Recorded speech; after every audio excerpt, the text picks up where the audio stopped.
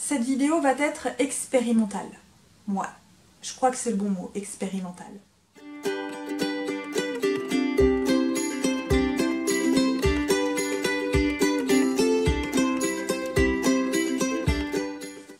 Salut tout le monde, aujourd'hui on se retrouve pour une nouvelle vidéo qui sera, allez, un mixte entre un point lecture, un bilan mensuel, un suivi de lecture.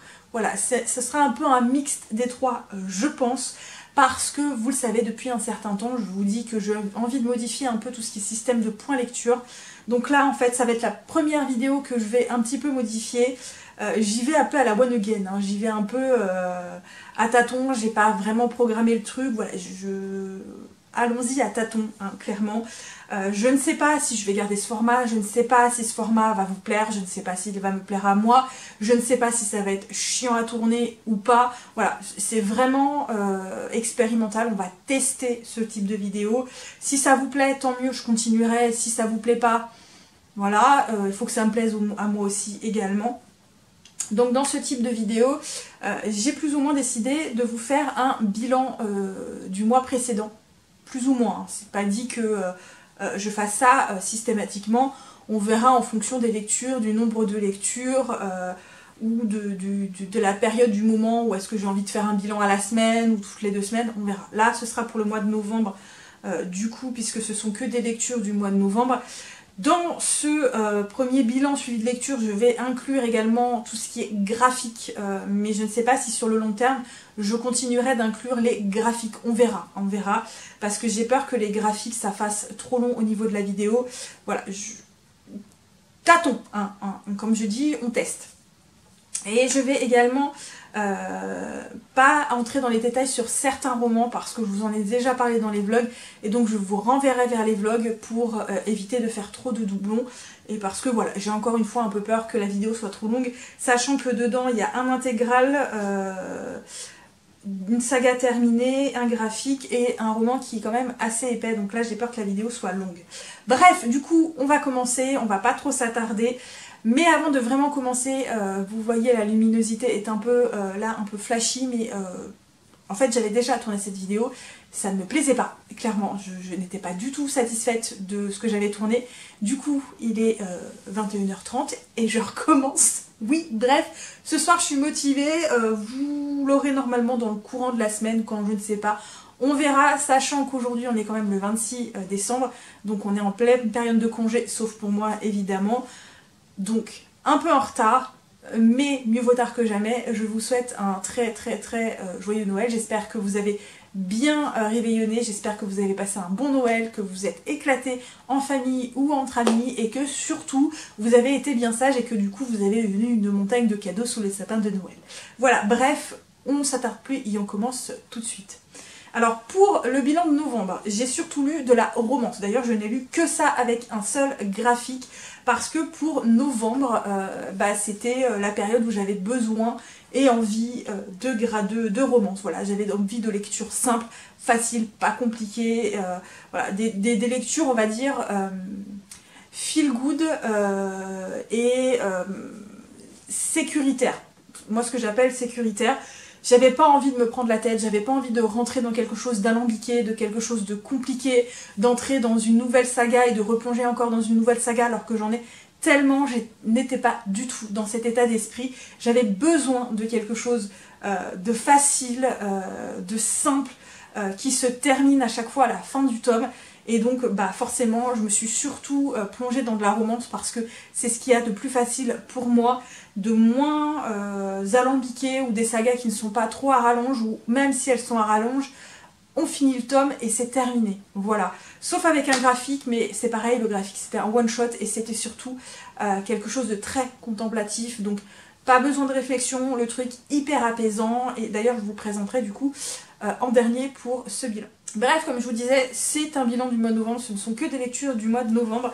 Du coup, je vais commencer par les tomes 2 et les tomes 3 de Ombre et Mystère, donc pour le tome 2 Troublé et pour le tome 3 Fasciné de Jennifer L. Armentrout, publié aux éditions J'ai lu. Donc c'est une trilogie, j'avais lu le tome 1 il y a un sacré bout de temps.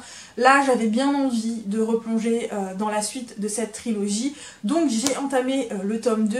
Il s'agit ici du second frère de la famille de Vincent, puisque pour petit rappel on suit une fratrie de 3 frères, les frères de Vincent qui sont issus d'une famille très connue, très riche, mais qui est également entachée de mystères, de morts très étranges, inexpliquées et jamais résolues. Donc évidemment ils ont une sacrée réputation. Donc dans le premier tome on suivait le petit dernier qui était Luciane, et donc dans ce deuxième tome on suit le second qui est Gabriel, qui lui est menuisier puisqu'il travaille le bois, il fait des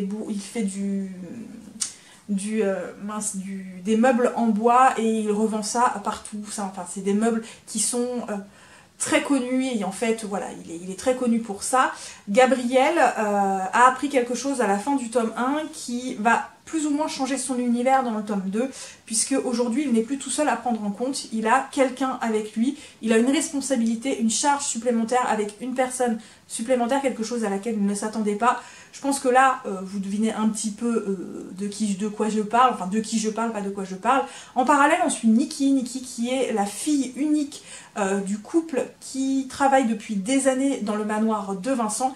Ça fait tellement longtemps qu'ils travaillent dans le manoir de Vincent qu'ils ont vu grandir les 3 enfants de Vincent, et donc évidemment, comme tous les deux travaillaient dans le manoir, ils embarquaient souvent leur fille, et leur fille a grandi avec les 2 Vincent, et Nikki est tombée folle amoureuse de Gabriel, sauf que quand elle a eu 18 ans, quelque chose s'est passé et ils se sont séparés un peu brutalement, sans vraiment mettre les choses à plat et parler de la situation, ce qui fait que quand elle va revenir, quand elle aura la vingtaine, Nikki et Gabriel vont se retrouver dans des conditions pas très saine, on va dire, et évidemment la tension qu'il y avait il y a des années repart de plus belle, et surtout que là il y a eu quand même des années de frustration, des années de colère, des années de rancœur qui se sont cumulées, et évidemment tous les deux ça va un peu plus ou moins exploser quand ils vont se retrouver des années plus tard.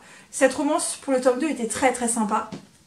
Je reprends juste le deuxième tome, était très sympa, j'ai bien aimé, j'ai aimé le couple, j'ai aimé la relation, j'ai aimé les personnages, j'ai aimé l'intrigue de fond qui se mettait en place dans ce deuxième tome, même si elle était que par pointillés. Voilà, il y a encore des choses très mystérieuses qui se passent, on est bien dans l'ambiance de Louisiane avec tout ce côté mystérieux de la famille de Vincent, ce côté avec peut-être des fantômes, des esprits qui pourrait y avoir, enfin vraiment il y a tout un mystère tout autour de la famille de Vincent, et en plus ça se passe en Louisiane, c'est vraiment parfait. Donc on a bien ce côté, même si c'est vraiment par petites touches, et ça se résout évidemment à la fin de ce tome 2. J'y ai encore une fois trouvé un petit peu de longueur, comparé au tome 1 aussi où il y avait des longueurs. Là pareillement, j'ai retrouvé un peu ces petites longueurs que j'avais trouvées dans le tome 1. Rien de bien méchant, voilà, la relation des personnages est très sympathique, même si il y a un côté où je fais 2 pas en avant, 3 pas en arrière, puis on recommence le jeu du chat et de la souris. Mais dans l'ensemble, j'ai passé un très bon moment. Je l'ai un petit peu moins aimé que le premier tome, mais j'ai beaucoup aimé.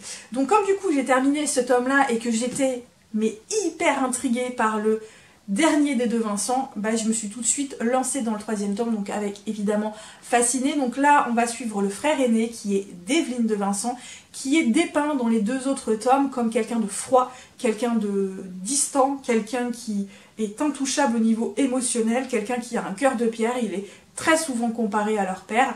Sauf que tout va être chamboulé dans l'univers de Devlin au moment où il va rencontrer Rosalie. Rosalie est la meilleure amie de Nikki qu'on rencontre dans le 2e tome. Rosalie est tout son opposé. C'est quelqu'un d'extrêmement vivant, c'était quelqu'un d'explosif, qui est hyper positif, qui a un sacré caractère, qui a eu un passé quand même assez douloureux puisque Nikki s'est mariée très jeune, tout juste à ses 18 ans, tout juste à la sortie du lycée, avec son premier grand amour, son âme sœur, qui malheureusement quelques années plus tard va décéder, et Rosalie va en prendre son parti, elle va quand même faire son deuil, ça va être très long pour elle, ça va être très douloureux, elle reprend le dessus, même si elle se dit que jamais plus elle ne retrouvera quelqu'un qu'elle a aimé autant que son défunt mari, puisque son défunt mari était son âme sœur. Sauf que évidemment elle va rencontrer Devlin, vous vous doutez bien de ce qu'il va se passer, et c'était franchement le meilleur tome de la trilogie, puisque j'ai adoré les interactions entre Devlin et Rosalie. Rosalie, je vous dis, c'est le personnage que j'ai énormément aimé dans cette trilogie. Pour moi, elle est géniale, elle est vraiment géniale, c'est un personnage mais hyper vivant, elle est hyper ensoleillée cette fille, elle est hyper de bonne humeur tout le temps,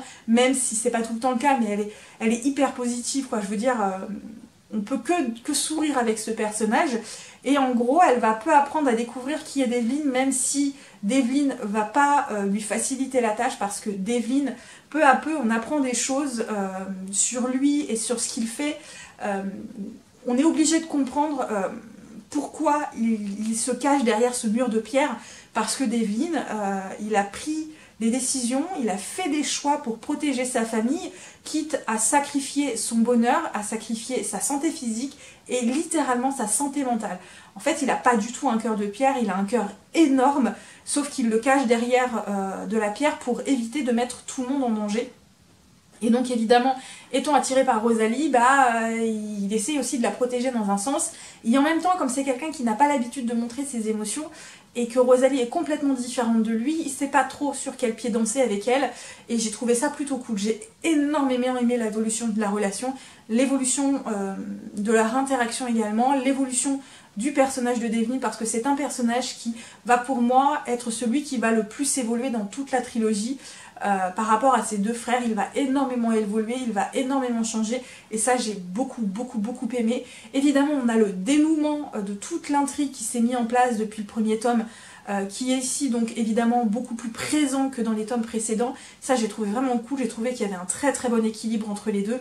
Ouais, j'ai vraiment aimé ce troisième tome. Pour moi c'est clairement le meilleur de la saga. Et ouais, je l'ai vraiment beaucoup plus aimé, même si j'y retrouve encore un petit peu les défauts des deux tomes précédents avec quelques petites longueurs, mais franchement ce tome là c'est le meilleur. Voilà. Ensuite, j'avais bien envie de me plonger dans quelque chose d'un petit peu différent dans la romance. Enfin un petit peu différent, non pas différent, mais voilà, j'avais envie d'un peu d'historique. Du coup je me suis tout de suite lancée dans l'un des récits dans l'un des romans que j'avais acheté. Il s'agit, alors attendez, ça chatouille. J'avais un cheveu qui me chatouillait le bras, désolée. Donc ici, on est dans une duologie des sœurs Charbret, donc de Cassandra O'Donnell. Donc en fait, c'est l'intégrale de 2 tomes. Je vais vous en parler très rapidement. Je vous renvoie du coup dans le vlog précédent, je vous mettrai le petit ici ou ici pour vous renvoyer sur le vlog. J'en parle en long, en large et en travers dans le vlog. Mais rapidement, ici, on est dans de la romance historique. On va suivre 2 sœurs. Donc dans le premier tome, l'aînée qui est Morgana, et dans le deuxième tome, la cadette qui est donc Rosalie, encore une fois. Morgana veut, dans le premier tome, servir de chaperon à sa cadette qu'elle veut emmener à sa première saison pour qu'elle se fasse plus ou moins un avis de ce que c'est que le grand monde. Et elle refuse de se marier, sauf qu'elle va tomber sur un conte évidemment qui lui va clairement flasher sur elle et vice versa. Donc il va y avoir toute une romance là-dessus. J'ai bien aimé, sauf que moi l'idée de cette femme qui est forte, qui veut pas se marier, qui gère son domaine toute seule, qui investit l'argent toute seule et qui est prête à vivre un peu comme une vieille fille pour pouvoir continuer à avoir cette liberté, et qui en plus c'est quelqu'un qui aime énormément la science, donc qui invente énormément de choses, se laisse complètement dominer du jour au lendemain par un homme qui est un peu brut de décoiffage. J'ai eu beaucoup de mal, surtout dans l'idée, la femme doit être servile à l'homme, la femme est incapable de se démerder sans l'homme, et l'homme là en fait on a vraiment des personnages masculins qui essaient vraiment de faire comprendre, mais en fait vous pouvez pas, vous avez besoin d'un homme, mais non, je suis désolée, non. Alors les personnages masculins dans les 2 tomes vont évoluer et finalement comprendre que non, voilà, et c'est plutôt eux qui vont céder aux femmes. Mais il n'en reste pas moins que voilà, ça m'a beaucoup fait tiquer. Et dans le deuxième tome, donc on va suivre Rosalie qui, elle, 3 ans se sont écoulés par rapport au premier tome, est sur le point de se marier après avoir été abandonnée par son premier amour, qui va revenir du coup juste avant son mariage, et lui qui clairement a bien envie de reprendre son histoire d'amour avec cette jeune femme. Voilà, je n'en dis pas plus, notamment pour le résumé. C'est pareil, j'ai bien aimé le second tome, mais encore une fois, il y a plein de choses qui m'ont fait tiquer, notamment une scène où le type va s'excuser de l'avoir abandonnée sans un mot, il va pas lui donner d'explication, hein, mais il va pas lui en donner du tout. Juste lui dire qu'il n'avait pas le choix, et elle va dire amen. Le mec l'a abandonné 2 ans, elle a souffert le martyre, surtout qu'à l'époque, une femme qui s'était compromise, c'était compliqué à marier, puisqu'on... Voilà, hein, clairement. Et voilà, c'est des choses, ces petites choses-là qui ont fait que moi, voilà, j'ai eu beaucoup de mal avec ce roman, même si c'était pas mal non plus. Mais bon, je vous renvoie du coup dans le vlog que j'ai fait où j'en parle beaucoup plus. Du coup, je termine pour les romans avec celui-ci où j'ai un avis plus ou moins mitigé, puisqu'ici on est sur Sister Pact, donc un roman qui fait pratiquement 800 pages. J'ai aimé les 50, la première partie, donc les 50 premiers pourcents, et la deuxième partie beaucoup moins. Alors on va suivre 2 sœurs encore une fois, mais là ça va pas être un tome et un tome, ça va être en même temps. Donc on va suivre d'abord Linda, surnommée Liz, qui est inspecteur de police. Elle est même, je crois, bon bref, elle est inspecteur de police ou capitaine de police, je ne sais plus. Et en fait, elle est en plein sur une enquête pour faire tomber tout un cartel, si vous voulez. Et elle a un gros crush pour son coéquipier. Et en parallèle, on suit donc Mariva qui, suite à sa rupture avec son mec, enfin son mec l'a larguée, va vouloir se reconstruire. Elle va ouvrir une petite boutique de loisirs créatifs juste en face d'un shop de tatou, sauf que le tatoueur est l'indique de Linda et il a eu interdiction d'approcher Mariva par Linda parce que évidemment elle ne veut pas que sa sœur soit impliquée dans toute cette histoire.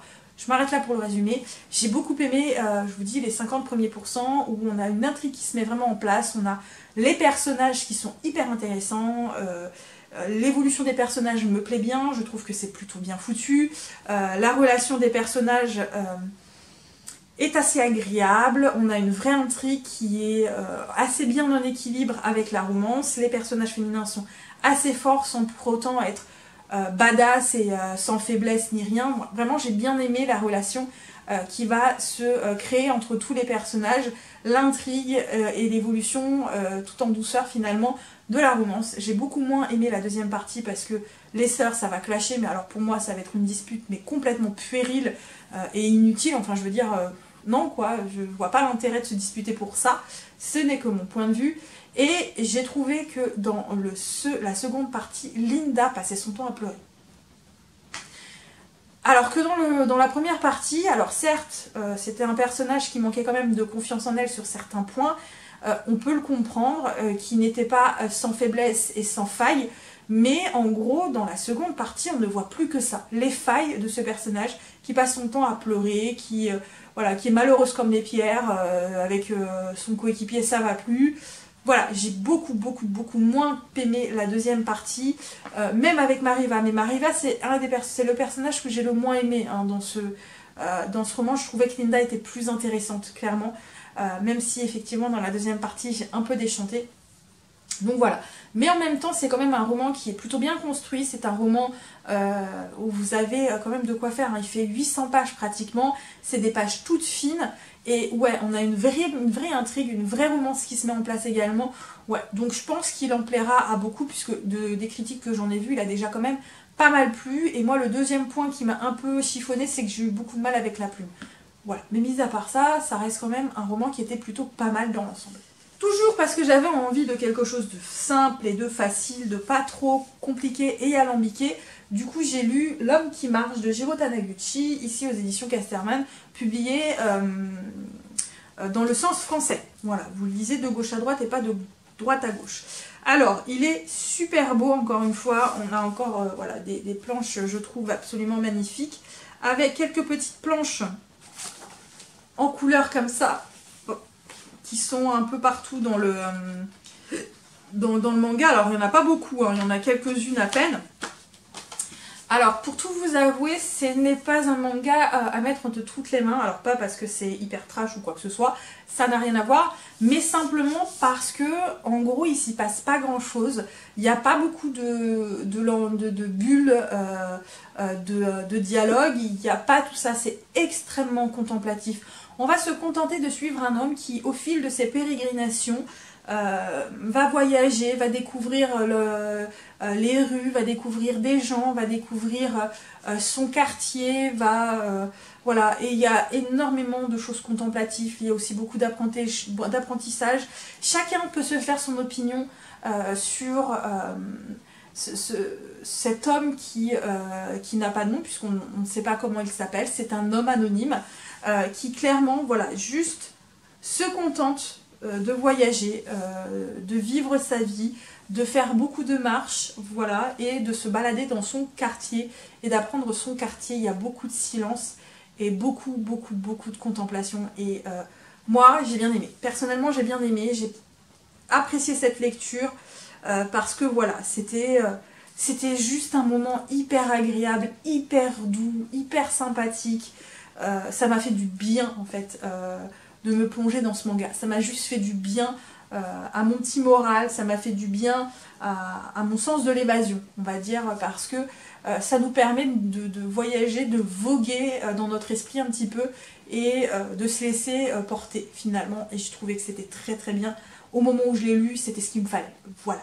Et donc voilà, j'en ai terminé pour cette vidéo qui évidemment concerne toutes mes lectures de novembre, hein, puisque je vous ai dit bilan, point lecture, ressenti. Donc voilà, c'était un bilan de novembre finalement plutôt pas si mal que ça, puisqu'il y a quand même un intégral, 2 romances, donc ça fait 4, plus une autre romance, ça fait 5, et plus un manga, ça fait 6. Voilà, donc c'était plutôt pas mal.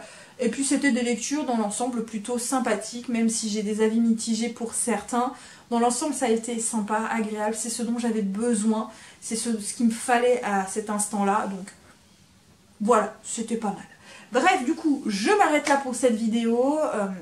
Je vais vous souhaiter de très bonnes lectures, clairement, pour la suite.